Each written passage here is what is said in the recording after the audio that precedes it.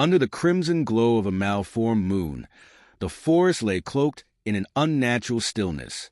Branches twisted skyward like skeletal hands, and the air carried a metallic tang, as if anticipating blood.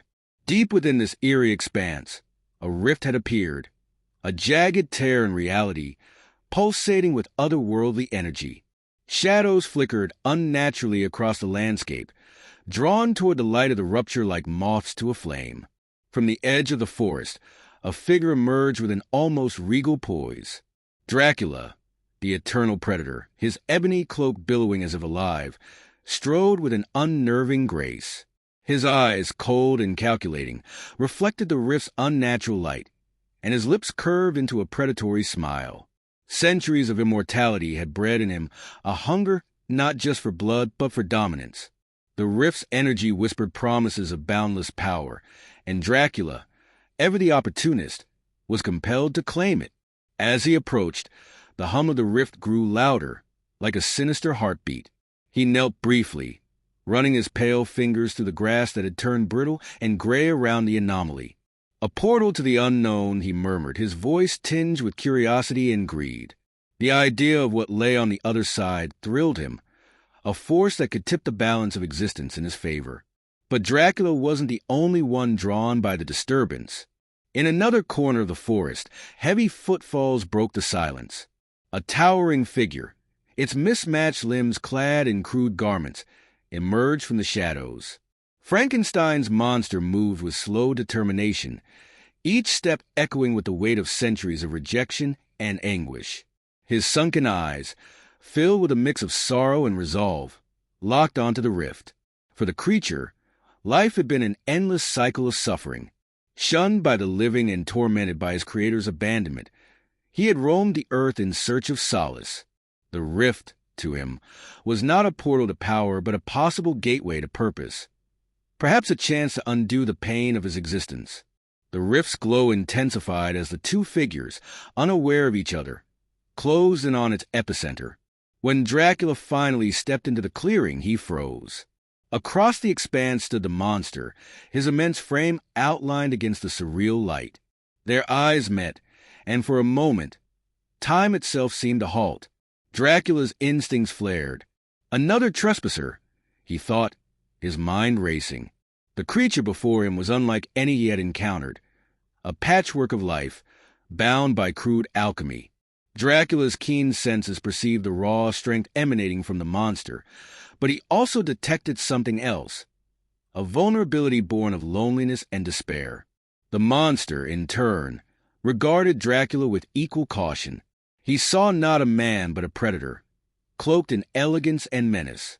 The vampire's piercing gaze unsettled him, yet it also ignited a flicker of curiosity. Who was this being, and why had he been drawn to the rift? Dracula was the first to break the silence. His voice, smooth and commanding, carried across the clearing. "You are far from home, stranger. What business have you with this rift?" The monster's reply was slow and deliberate, his voice a deep rumble. "I seek answers, purpose, and if this rift can grant it, I will take what I need." Dracula's lips curled into a smile, though his eyes remained wary. "Then it seems we are aligned for now. But know this, the power here is not for the faint of heart. Step aside, and perhaps I shall spare you." The monster's fists clenched, his broad shoulders heaving. "Spare me? I fear neither man nor beast. If you wish to claim the rift, you will have to go through me." The tension in the air thickened as the rift's light flared, casting grotesque shadows on the forest floor. Dracula tilted his head, intrigued. This creature was not like the mortals he so easily subdued. There was a raw, unyielding defiance in him, a quality that both annoyed and fascinated the vampire lord. Yet, something stayed Dracula's hand. Perhaps it was the realization that the rift's power was volatile, or perhaps it was the faint glimmer of a shared purpose. Whatever the reason, Dracula chose cunning over brute force. "Fighting will only weaken us both," he said smoothly. "The rift's energy is unpredictable. Perhaps a temporary alliance is in order." The monster hesitated, His instinct screamed against trusting the vampire, but his desire to unravel the mystery of the rift outweighed his caution. "Very well," he rumbled, his voice heavy with reluctance.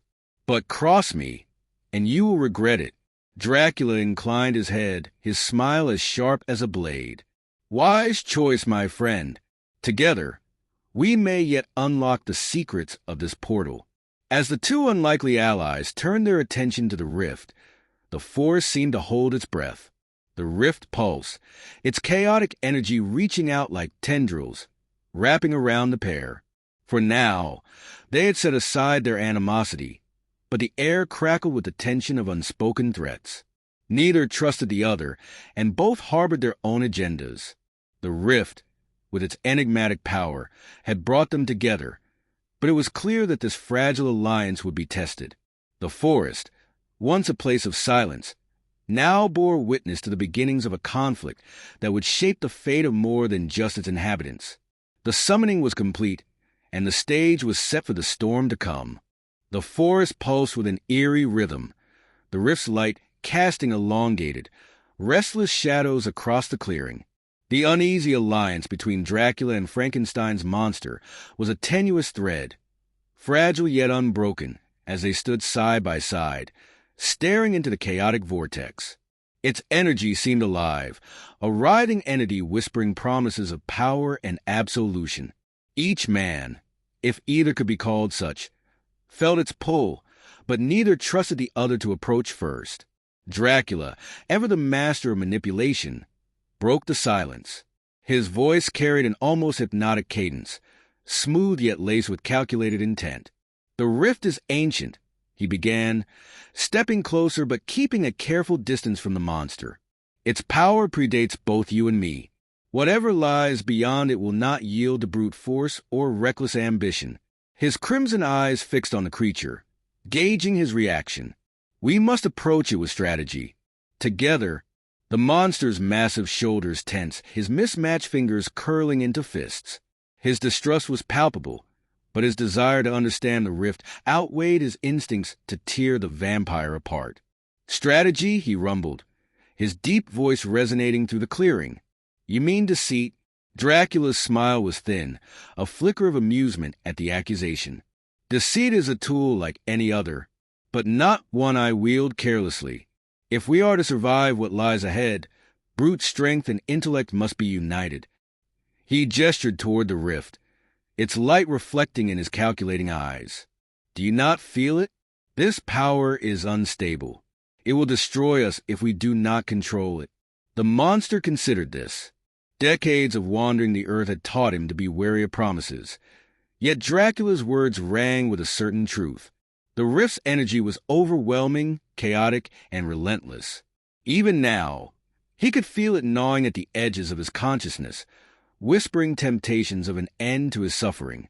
"What is your plan?" he finally asked, his tone begrudgingly accepting. Dracula's smile widened, his fangs glinting in the rift's glow. "We seal a pact," he said, extending a pale hand. "A temporary alliance. We combine our strengths to uncover the rift's secrets. And when its power is within our grasp," he let the sentence hang, leaving the implication to fester. The monster regarded the outstretched hand with suspicion. "And what a betrayal?" he asked. "You are a creature of the night, bound by no honor." Dracula's expression hardened, though his voice remained calm. "Betrayal benefits neither of us. I gain nothing from your demise, nor you from mine. Our fates are intertwined, at least for now." Reluctantly, the monster reached out, his massive hand engulfing Dracula's. The pact was sealed, though trust was far from earned. The two turned their focus to the rift, its energy crackling louder as if acknowledging their unity. Dracula produced a small vial from his cloak, its contents shimmering with an unnatural light. "A fragment of my essence," he explained. "It will stabilize the rift momentarily." The monster watched warily as Dracula poured the liquid into the glowing vortex. The rift responded immediately, its erratic pulses slowing to a rhythmic thrum. For a brief moment, the forest was silent, as though the very air held its breath. Then, with a deafening roar, The rift expanded, and the clearing was flooded with light. The ground trembled as tendrils of energy lashed out, enveloping both Dracula and the monster. They were pulled forward, their forms dissolving into the void. When the light subsided, they found themselves in a desolate expanse. The air was thick with ash, and the ground beneath them was cracked and barren. Above, a crimson sky churned with storm clouds that seemed to pulse with malevolence. The rift had transported them to a realm untouched by time or life. "This is no mere portal," Dracula murmured, his voice tinged with awe. "This is a gateway to a forgotten world." The monster said nothing, his focus drawn to a distant structure. It loomed on the horizon, a monolithic tower of obsidian that seemed to pierce the heavens. Its surface was etched with glowing runes, pulsating in sync with the storm above. "The source of the power," Dracula said, following the creature's gaze. His excitement was palpable, but his mind remained sharp, calculating. He could feel the immense energy emanating from the tower, and with it, the promise of dominion. We must reach it. Their journey across the wasteland was fraught with peril. The ground itself seemed hostile, shifting beneath their feet and threatening to swallow them whole. Shadows moved unnaturally, forming grotesque shapes that whispered unintelligible words. Yet neither Dracula nor the monster faltered, their shared purpose driving them forward. As they neared the tower, the air grew heavier, charged with an oppressive energy that pressed down on them like a physical weight. The runes on the tower's surface glowed brighter, and a low hum filled the air, a warning or perhaps a challenge. Dracula approached the tower's entrance, his movements cautious but confident. The doorway was massive, its archway adorned with symbols that seemed to writhe and shift under his gaze. He placed a hand on the surface, and the runes flared to life, their light blinding. In an instant, the ground beneath them gave way, and they were plunged into darkness. They landed in a cavernous chamber, its walls lined with countless glowing runes. At the center of the room stood a pedestal, atop which rested a pulsating orb of pure energy. Dracula's eyes widened with hunger. "The heart of the rift," he whispered, stepping forward. "Its power is unimaginable." But as he reached for the orb, the monster intervened, his massive hand catching Dracula's wrist.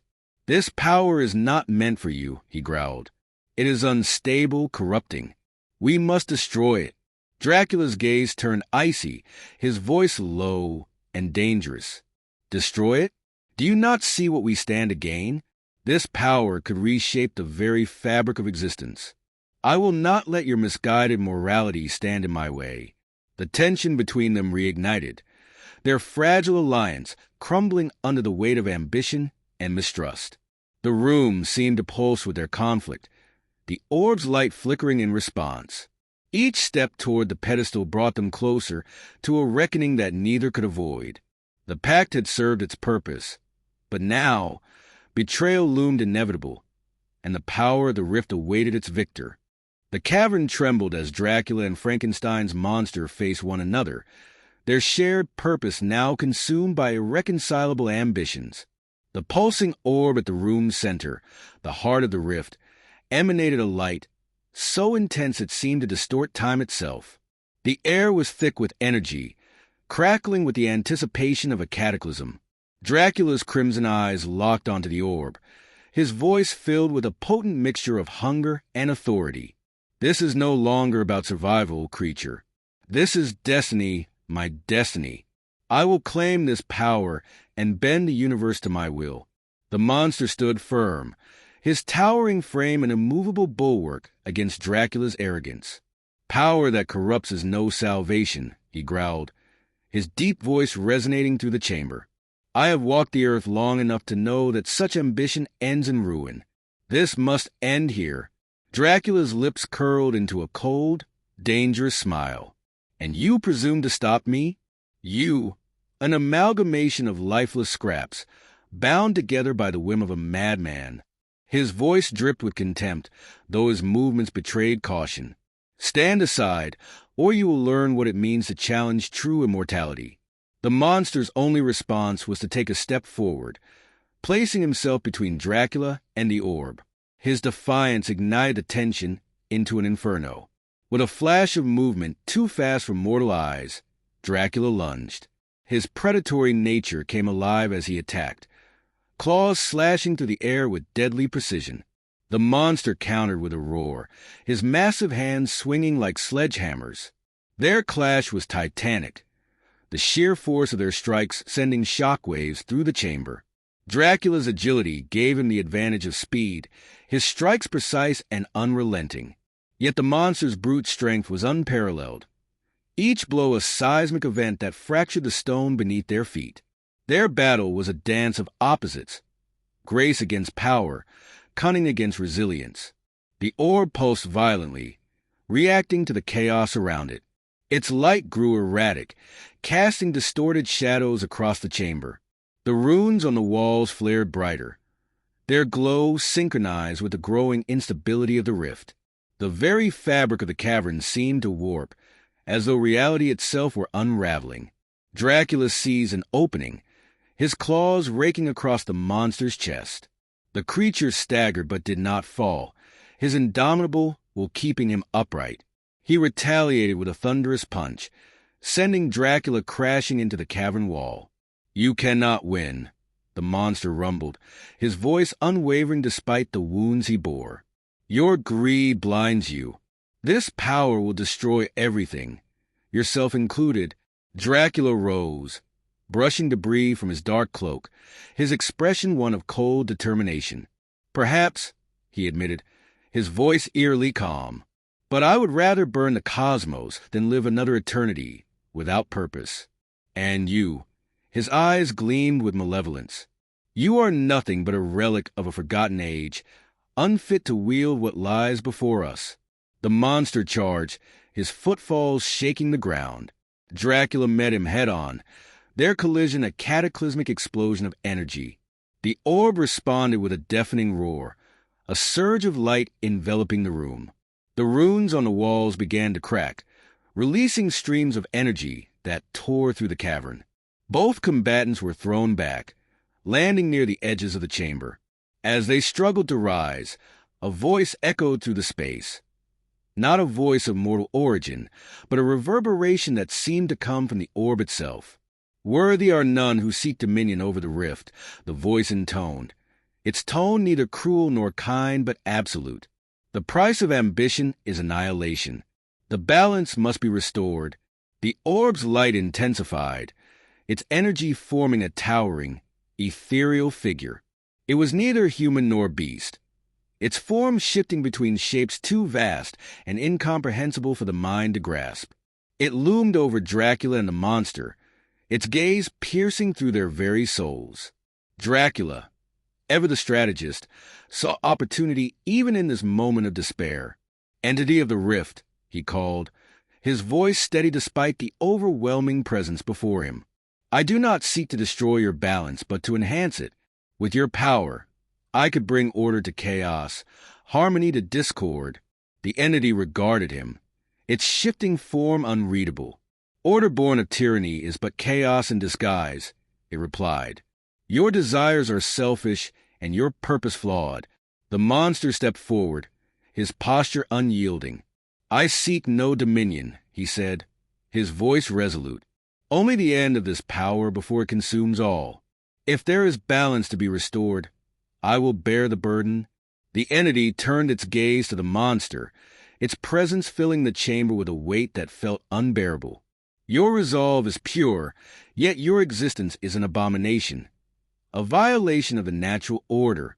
The monster did not flinch. "I am what I am," he said, "but even an abomination can choose the path of righteousness." The entity fell silent, its form pulsing with light as though deliberating. The tension in the chamber was suffocating, the air heavy with the weight of the decision. Finally, the entity spoke. "The rift demands a sacrifice. One must remain as its guardian, bound eternally to its power, so that balance may endure." Dracula's mind raced, calculating every possible outcome. "If I were to accept this role," he began, his voice silkier than ever. "I would wield your power responsibly. You are unworthy," the entity interrupted, its voice final. "Your ambition taints you." The monster stepped forward. "Then I will take this burden," he said without hesitation. "If it means the end of this chaos, I will stay." Dracula stared at the monster, a flicker of disbelief crossing his face. "You would willingly imprison yourself for eternity? For what? A fleeting sense of righteousness." The monster met Dracula's gaze, his expression unreadable.